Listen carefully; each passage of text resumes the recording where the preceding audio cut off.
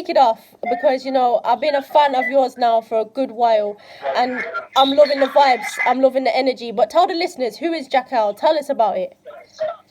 All right, Jakal. Jakal is actually an acronym, Jamaican Assassin Killing All Names, Okay. Jakal. You know, I'm a rapper broadcasting live out of Jamaica. I was born in Jamaica. I migrated to the States when I was around 10. Yeah. You know, was there. Got caught up in the street life. Ended up doing a lot of time, 10 years in prison before getting deported and returning to Jamaica. And then I returned 2012. And ever since then, I've been campaigning the music side, you know, the rap, broadcasting live from Jamaica. Yeah. Doing my mission, letting the world know that a Jamaican actually started rap music. Cool her. Yeah. You know, so they shouldn't be surprised. They shouldn't be surprised when they hear a rapper from Jamaica, rapping from Jamaica. You Definitely, know? for real. So it's a blessing, man. Some quick summary, that's Jakal. You know Wow. You know what? First of all, I want to say, you know, I really appreciate the fact that you're real and you come with it with honesty, you know. You spoke about your journey of street life, coming out, and you know what? I feel like you're blessed for the fact that you've come to music, so I really give thanks for that. I appreciate it, man. I appreciate it. I feel like I'm obligated to be honest, especially about my situation, because a few reasons, but the main reason is there are a lot of deportees that they feel like their situation, them being deported, they feel like that's the end of life. Yeah. You know? Wow. And it's my mission, it's my duty, man, first and foremost, to let everybody know, like, once you pay your crime or you pay your debt to society, you know, because we all have an agreement with life, with society, right? Yeah. I agree that I won't break this law. If I break this law, I get sentenced, crime and punishment, right? Yeah. So with that agreement, if I commit my crime, then I receive a sentence. Yeah.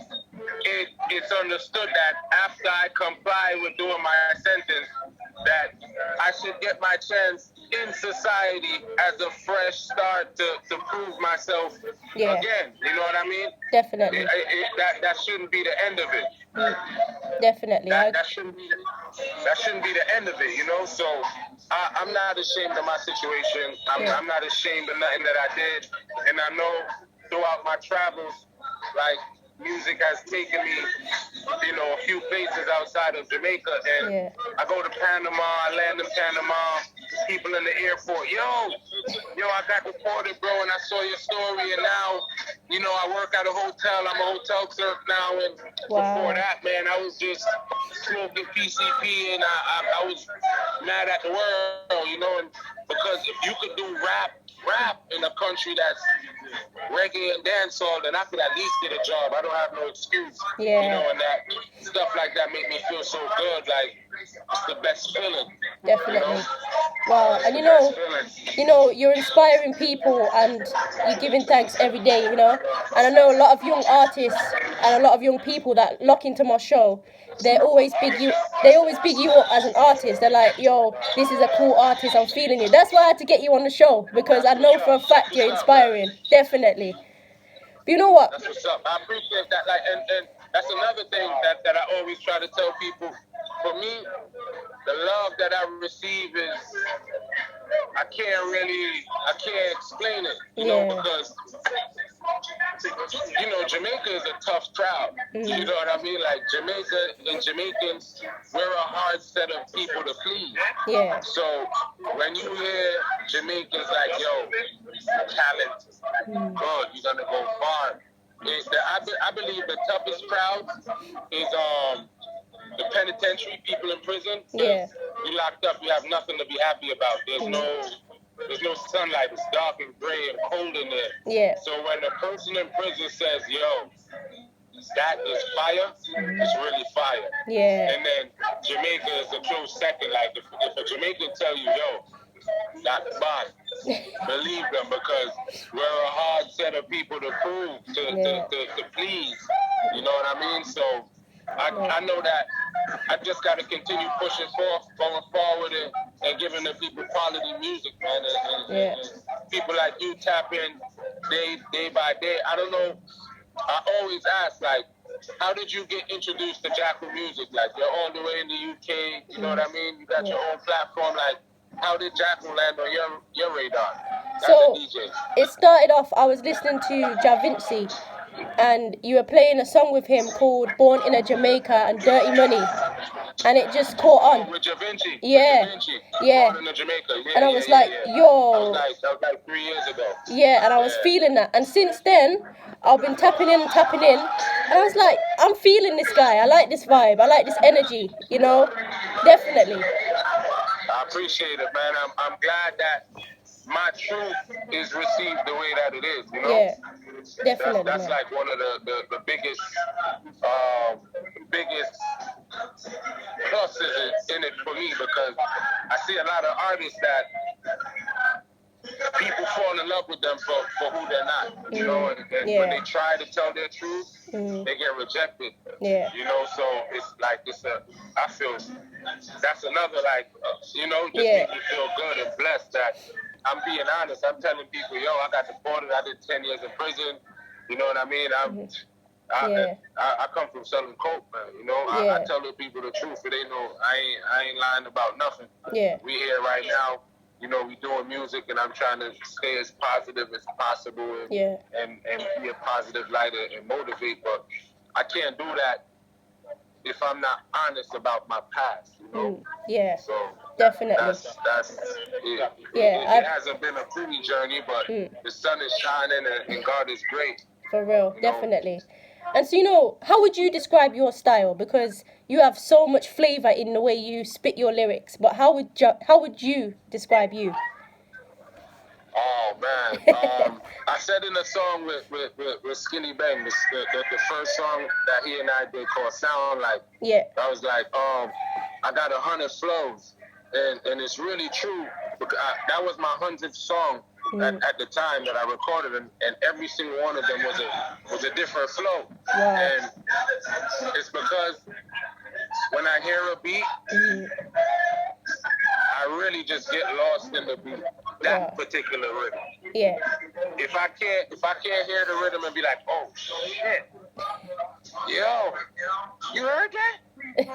I'll never record on it. Okay. I can record on anything, but when the rhythm grabs me, I get lost in it. The only thing I can say is I try to be the final instrument on any beat that I am. Yeah. So now that I've said that, when you if you go back and listen to everything, like, you notice that I'm rapping or rhyming or flowing on the empty part of the rhythm. Yeah. Like, I actually, in my mind, how I feel like I complete a rhythm. Like I'm my voice is the final instrument to cap off a rhythm when I receive it. So I listen to the rhythm, and every rhythm has a little space in between it, you know? Yeah, definitely. And that's where I go. I feel like I complete the space, you know? Wow. Yeah, man. You know what? Now you've said it, I'm thinking, yeah, okay. And you know, the song, I Feel Like Cartel. Tell me about that vibe.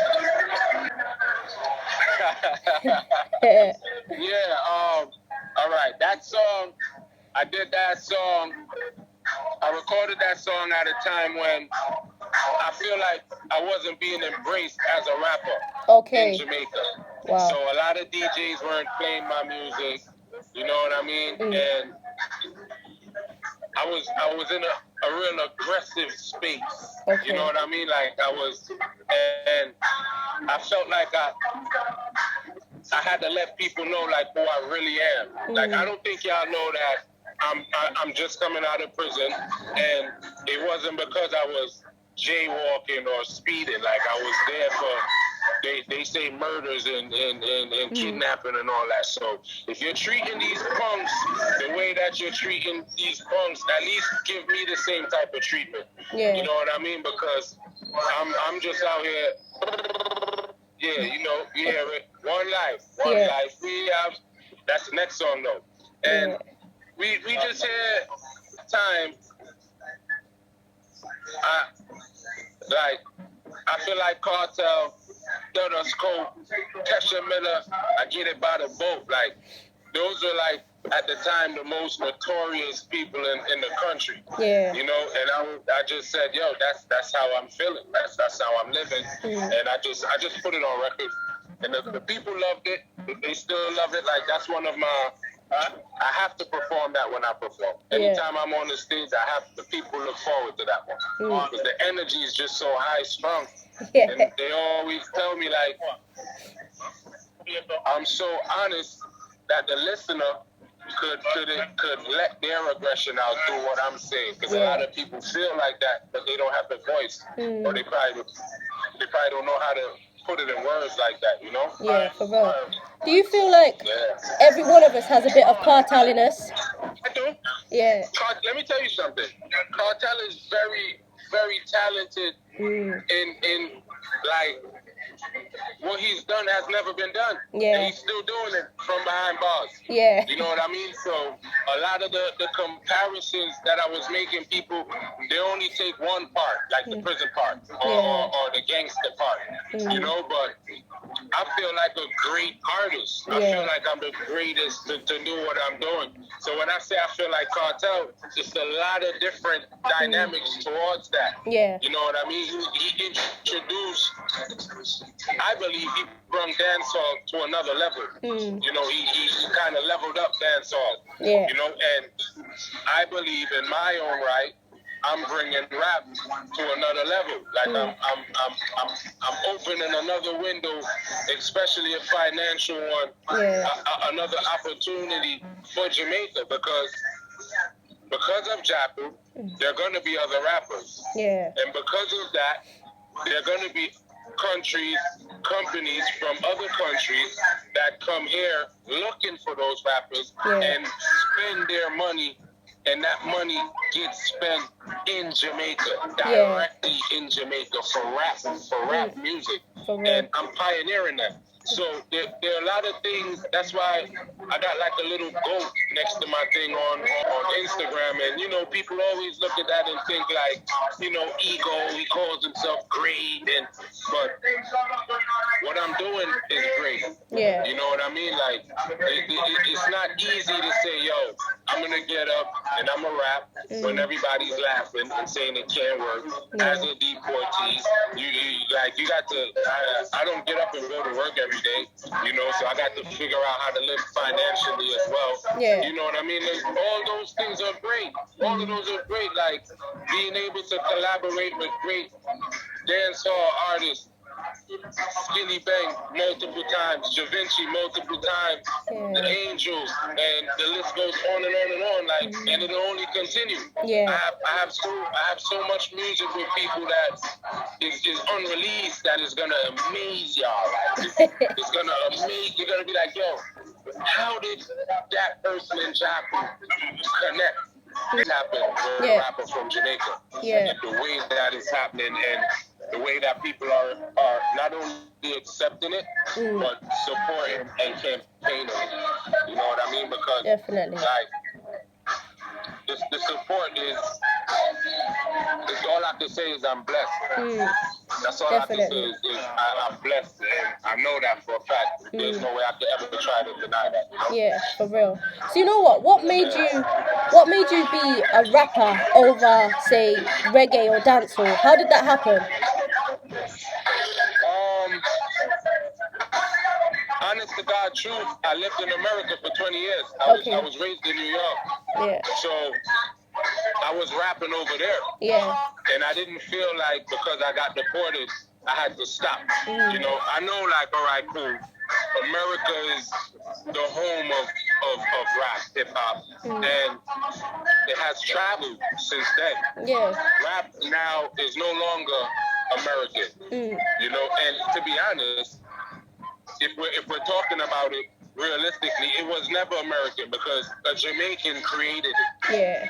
It's just that Cool Herc created it in America. So America has to get that credit. Yeah. So rap has now traveled around the world and made a home in every country. You know, and I kind of saw that before it actually happened. Wow. And I'm one thing I know for a fact is that Jamaica is the only English-speaking country in this region, right? Yeah. Where our media is heavily influenced by American culture. Yeah. And I remember as a child listening to rap music out here, so I know that it was only a matter of time, and I felt confident enough that I could be the one to make them say yo. And I know the importance of actually having a Jamaican rapper, because nobody thinks about the Jamaicans that are in Canada, in America, in England, who are now a part of those cultures now. So you get to appreciate different aspects of the British culture, the Canadian culture, the American culture, and that includes rap music. So let's say I'm a Jamaican now, but not let's say, I'm Jamaican. I have a kid in America or Canada or England. That child is Jamaican, but they're raised over there in rap. So but they don't have a Jamaican rapper to say, yo, this is my rapper. We Jamaicans have never had that. We got Biggie, we got Busta Rhymes, but none of them wasn't doing it from here. You know, and I think that's important for the culture. For us to have at least one, and it'll never be just one, because once I get through, everybody's coming through. It's gonna be more. People are monkey see, monkey do, and then there are other people who are passionate about it as well, that they're gonna I'm gonna fuel their fire, so to speak. You know what I mean? So how I sleep at night. Yeah, for real. And so, how did you link up with Skilly Bang? How did that happen? Okay. And I was like, oh shit. The first song I heard from him was Duppy Time. Okay. And I was like, yo, what the fuck? This shit, it was so different that I heard like 3 more. And I was like, oh yeah, I got to find out who this nigga is. And I went, did my research, then I found him on Instagram. And I messaged him, yo, I heard some of your stuff, man. This shit is fire. I want to work. You know, I want to work with you. And he messaged me 15, 20 minutes later, he sent me a number. And I called him, and we've been connecting ever since. Like, just authentic. It's past music for him now. So as far as how we deal, you know what I mean? It's past music. I just picked my phone up. Yo, what's going on? You good? I heard from you. What's going on? You all right? That type of vibe. That's that nice. Type of time. You know, I consider him my brother. Like, outside of music. You know, not him being the face of dancehall right now is just a bonus. You know what I mean? Because it's really my brother like that. Yeah, that's nice, man. I like that. So, you know, tell us about the song One Life. One Life. Yeah. All right. I was on my block chilling one day. For who don't know, got a call from him. You know? Yo, bro, I need a favor and you can't say no. I was like, all right, what up? He's like, yo, I'm going to send you a rhythm. I need a verse from you. I'm send you a song. I want a verse from you on there. You can't say no. And he sent it. And when I heard it, I was like, oh, shit. I left the block and went to the studio and did it right away. Wow. You know, and because up until that point, I've never heard him on that type of time. You know what I mean? And a lot of people have never heard me like that neither. You know, so it was just a dope match. I just fed off of his energy from the chorus and the verse, because when I got it, the chorus and his verse was already there. You know, so I just continued the vibe basically from my with my story. I just continued it, and people love it. The people love it, man. And that might be. It's definitely one of my biggest songs ever. Wow. And it might be the biggest one, but it's definitely one of. Definitely my top 3 or 4 biggest songs. Wow, for real.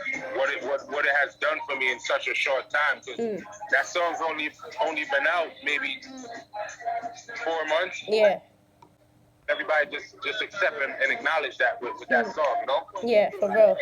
Definitely. And I could feel I didn't realize that it was a birthday song when I was doing it. Oh, okay. But it's a song that gets played at it's a birthday song, and so that song will never die. Yeah. And I never realized that when we were doing it, but yeah. For real. I could feel that in the song. It's like spitting your truth and your reality. Yeah, and it's the best feeling to be accepted and loved for me, for me being me.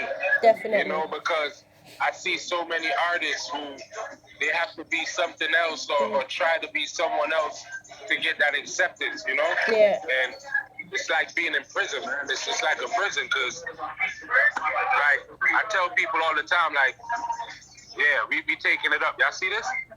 It's a tall container, man. It's a tall container, man. You know? Yeah. Y'all can see what's in there? It's loaded, man. You know what I mean? Yeah. You know, it fuels my creativity. Nice. Yeah. So, you know, there's been lots of talks, about responsibility. And I wanted to know your thoughts about responsibility of artists. All right. It's a double standard. Because I'd be lying if I said, as an artist, we don't have a responsibility. I'd be lying. Yeah. But what I do pray that the general public realize and accept is that the average artist didn't come in it to be that. Yeah.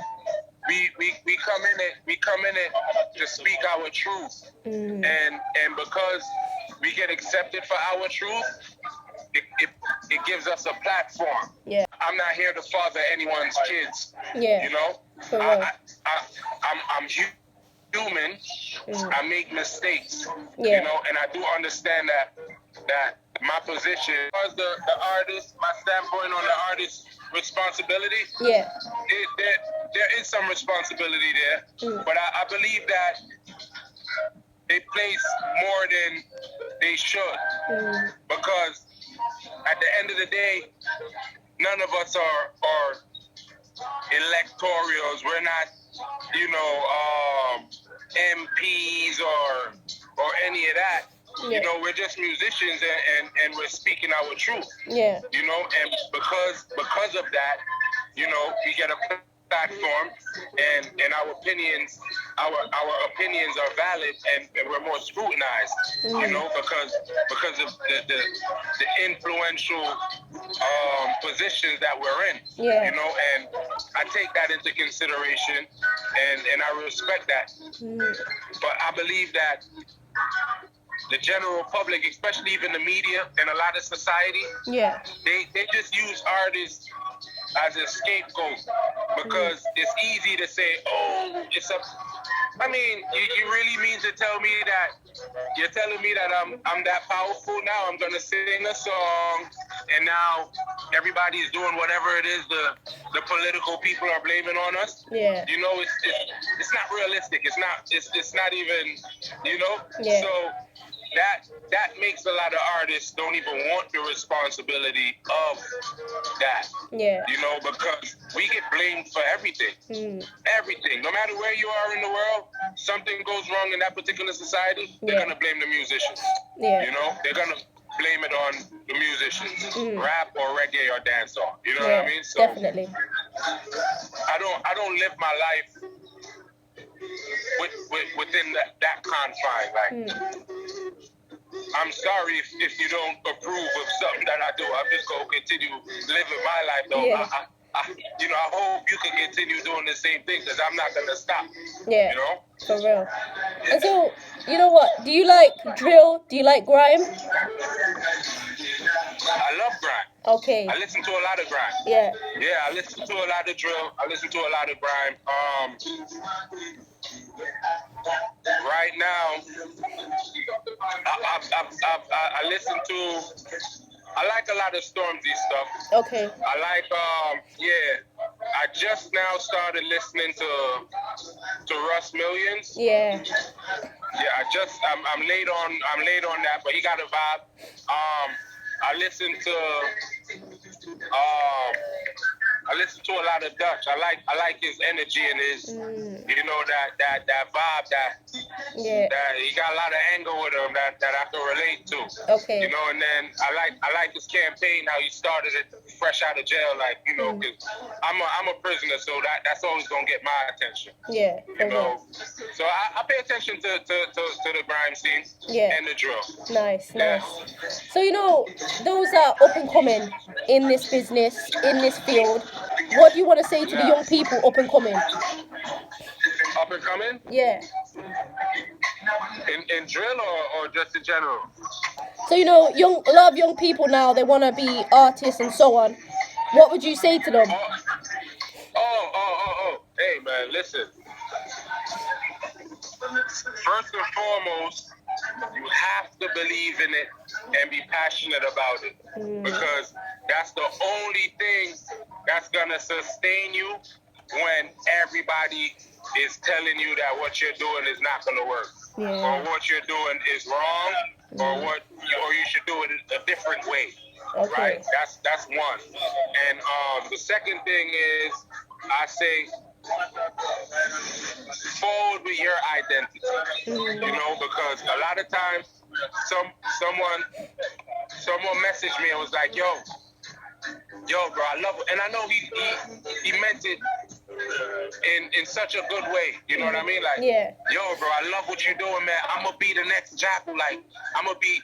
And I sent them a voice note, because when I have the time, I go through all my message requests and see who you know, I accept and I respond and stuff like that, right? Yeah. So I'm like, yo, bro, I sent them a voice note. I said, yo, I respect that, right? Yeah. But I really, really wish, if you want to take one thing from me, what I want you to take from me is that I told you to find yourself and bring yourself to the people. Yeah. You know what I mean? Like, I'm not saying that you don't want to be Jakal, but it took a lot that you don't have to go through to be me. You know what I mean? You don't have to walk through that fire. Yeah. You know, that's why I'm not shy about what I've been through, because the people who follow me, it'll be the biggest and best honor for me to know that one of them say, yo, I ain't getting locked up. Yeah. I'm not getting locked up. Fuck that. I ain't going to jail. Because jail ain't cool. Yeah. You know what I mean? And I want people to understand that, like, you can't see me right now at this point and say you want to be me. Because it took a whole lot of bruises and heartache and years in jail and disappointments and to get to this understanding that I now have. Yeah. You know what I mean? So look at your life